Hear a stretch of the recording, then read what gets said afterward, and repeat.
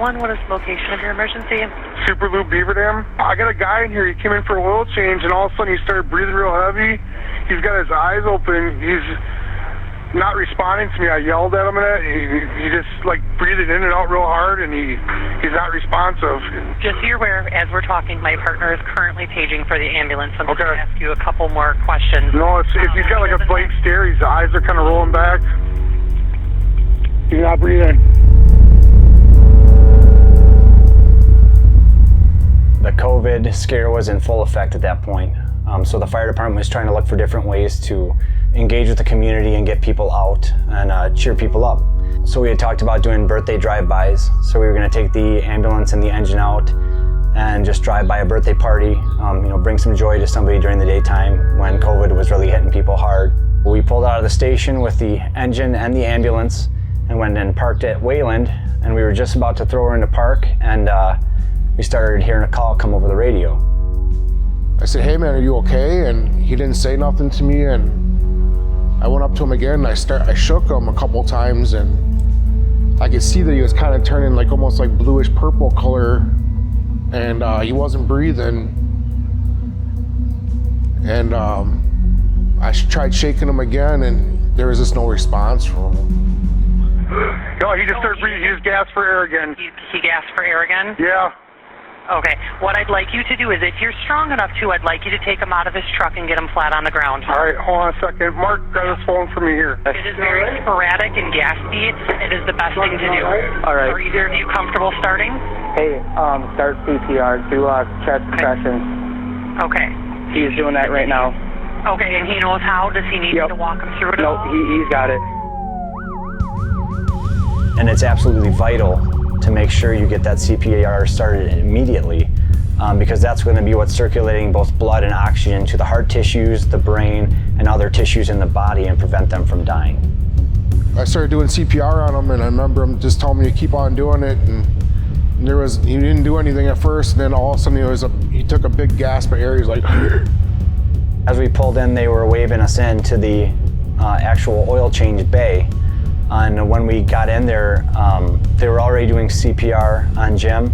I mean, that just made you feel like, all right, we got a chance here. 1, they're doing CPR already. 2, we just got here really fast. And 3, we have a lot of hands available. It was one of those where you looked at Jim and he looked dead. Ashen gray, eyes open, no color, and just that stare off into space. He was laying supine on the ground. It was still running through our mind though, this just happened. This is our chance to get him back.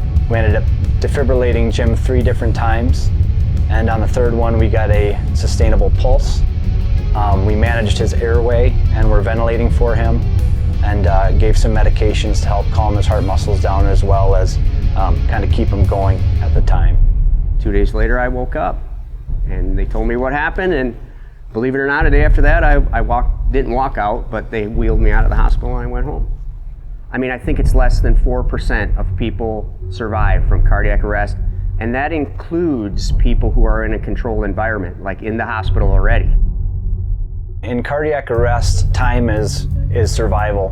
If you can get hands-only CPR started within the first 2 minutes, that's going to give that individual the best chance to survive. Once you get past that 2 to 4 minute range, 4 to 6 minutes, you're talking brain damage for sure, and then you're going to be working 6 to 10 minutes towards brain death.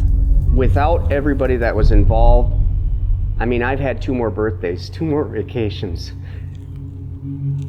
2 more of my daughter's birthdays, my wife's birthdays, anniversaries. I've had 2 more years, and luckily, I've got a decent prognosis now where I could live a full life. What a blessing that is, and what a gift. And it doesn't take much. It's a day at the fire station, no matter where you're located. Most all fire departments do it. And it's a class for a day that will teach you literally how to save somebody's life. his daughters made me a hand card that thanked me for saving her dad. And I got to talk to Jim afterwards. It's a pretty good feeling. You know, to know that he had a wife and 2 kids, and that he's going to be there for him tomorrow yet, that's a pretty good feeling.